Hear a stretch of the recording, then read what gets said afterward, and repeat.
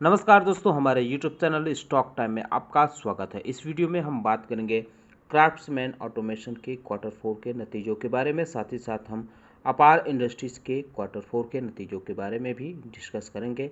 इन दोनों कंपनियों ने डिविडेंड का भी ऐलान किया है और क्या इनके ऐलान किए गए हैं, इनके फाइनेंशियल परफॉर्मेंस कैसा रहा, इस पर हम चर्चा करेंगे। तो डिस्कशन शुरू करने से पहले मैं कहना चाहूँगा कि अगर आपने हमारे चैनल को सब्सक्राइब नहीं किया है तो कृपया सब्सक्राइब कर लें और बेल आइकन भी दबा लें। तो सबसे पहले हम बात करेंगे क्राफ्ट्समैन ऑटोमेशन के कंसोलिडेटेड फाइनेंशियल रिजल्ट के बारे में।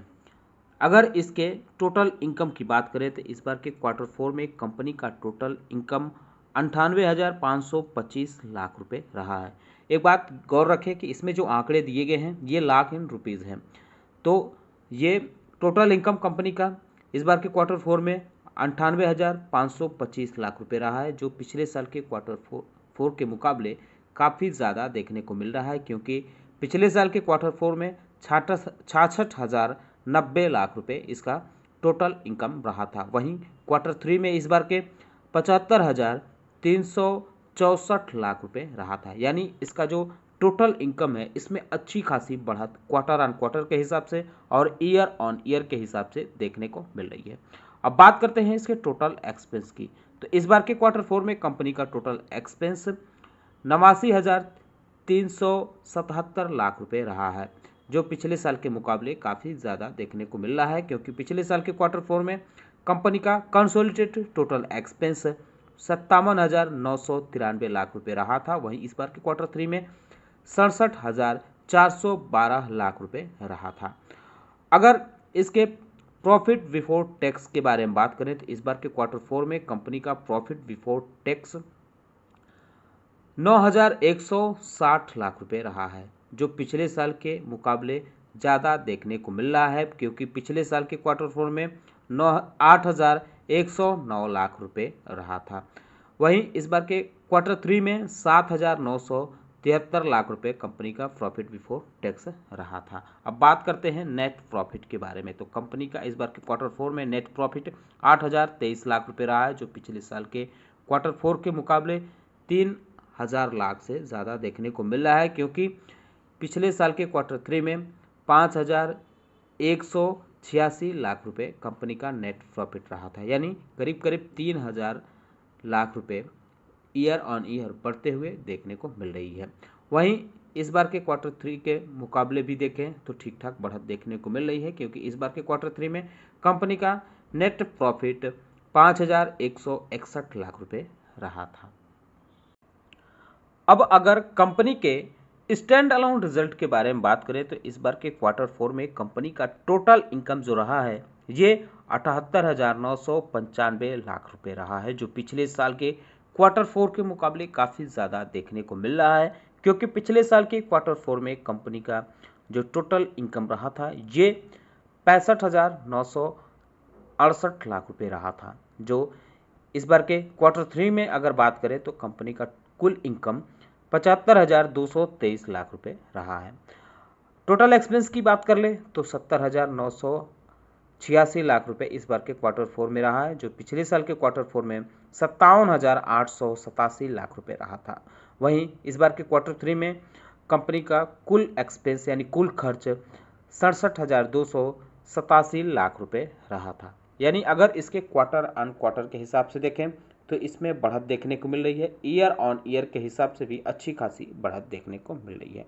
अब पीबीटी की बात कर लेते हैं तो इस बार के कंपनी ने 8,009 लाख रुपए अपना पीबीटी दर्ज किया है क्वार्टर 4 में, जो पिछले साल के मुकाबले कम देखने को मिल रहा है, क्योंकि पिछले साल 8,081 लाख रुपए कंपनी ने पीबीटी दर्ज किया था। हालांकि क्वार्टर ऑन क्वार्टर के हिसाब से देखें तो ये बढ़ता हुआ देखने को मिल रहा है, क्योंकि इस बार के क्वार्टर 3 में कंपनी ने 7,936 लाख रुपए पीबीटी दर्ज किया था। प्रॉफिट की बात कर ले तो कंपनी का जो net profit stand alone net profit रहा है इसमें क्वार्टर ऑन क्वार्टर या ईयर ऑन ईयर अच्छी खासी बढ़त देखने को मिल रही है। 7,034 लाख रुपए इस बार के क्वार्टर 4 में रहा है, जो पिछले साल के मुकाबले करीब करीब 2000 लाख रुपए ज़्यादा है, क्योंकि पिछले साल के क्वार्टर 4 में कंपनी ने 5138 लाख रुपए का नेट प्रॉफिट दर्ज किया था। वहीं क्वार्टर 3 में 5123 लाख रुपए का नेट प्रॉफिट दर्ज किया था। इसके साथ ही कंपनी ने 11 रुपये 25 पैसे पर शेयर के हिसाब से फाइनल डिविडेंड का रिकमेंडेशन भी किया है। हालांकि इस पे आखिरी मुहर इसके शेयर होल्डर्स की मीटिंग में लगेगी। अगर आज के इसके शेयरों के परफॉर्मेंस की बात करें तो आज कंपनी का शेयर काफ़ी दबाव में देखने को मिला। 3.5% से ज़्यादा की ओवरऑल गिरावट देखने को मिली। हालांकि इसने 3407 रुपये के आसपास का हाई भी बनाया था। बाद में इसने 3115 रुपये का लो बनाया था। अब बात करते हैं अपार इंडस्ट्रीज़ के क्वार्टर 4 के नतीजों के बारे में।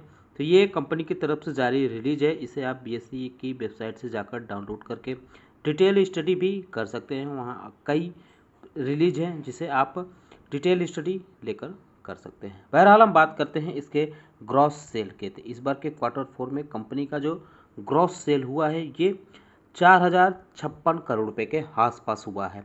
इसमें जो आंकड़े दिए गए हैं ये करोड़ इन रुपीज़ हैं, इस बात का ख्याल रखें। तो इसके ग्रॉस सेल में ईयर ऑन ईयर के हिसाब से 35% की ग्रोथ देखने को मिल रही है, क्योंकि पिछले साल के क्वार्टर 4 में कंपनी का जो ग्रॉस सेल था ये 3003 करोड़ रुपए था। अगर क्वार्टर ऑन क्वार्टर की बात करें तो इसमें 3.6% की ग्रोथ देखने को मिल रही है। क्वार्टर 3 में कंपनी का ग्रॉस सेल 3916 करोड़ रुपए के आसपास रहा था।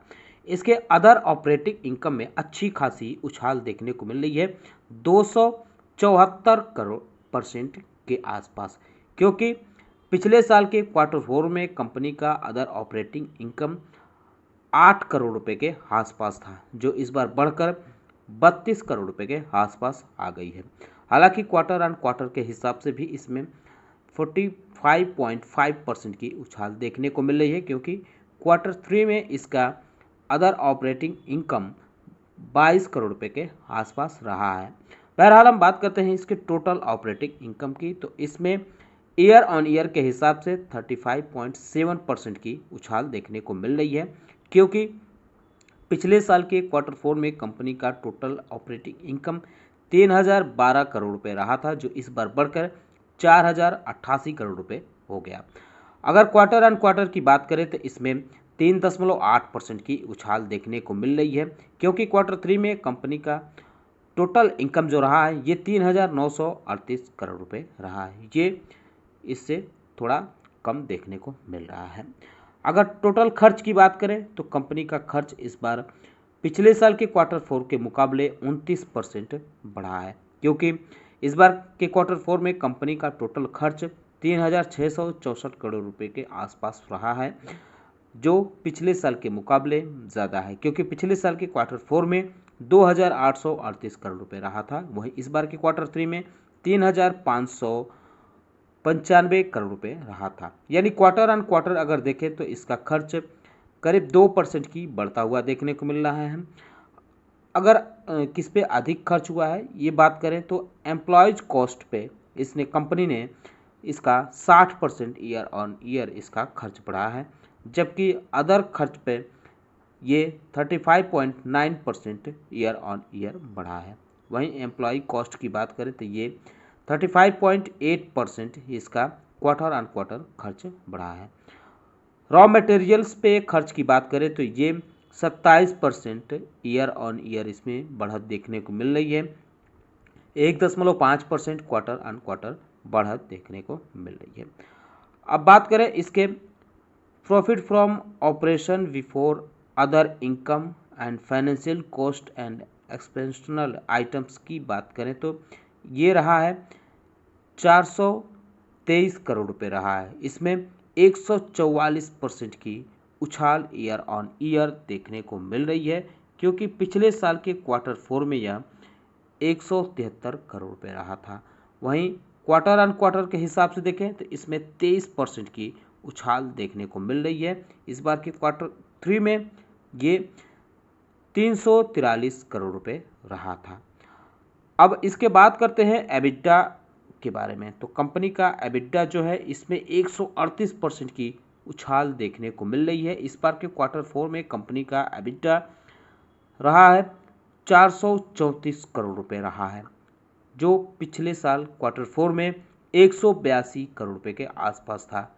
अगर इसके एबिटा के क्वार्टर ऑन क्वार्टर के कंपेयर करें तो इसमें 24% की उछाल देखने को मिल रही है, क्योंकि क्वार्टर 3 में कंपनी का जो एबिटा रहा है ये 349 करोड़ रुपए रहा था। अगर हम एबिट की बात करें तो ये इस बार के क्वार्टर 4 में 407 करोड़ रुपए रहा था, जो पिछले साल के क्वार्टर 4 में 157 करोड़ रुपए रहा है।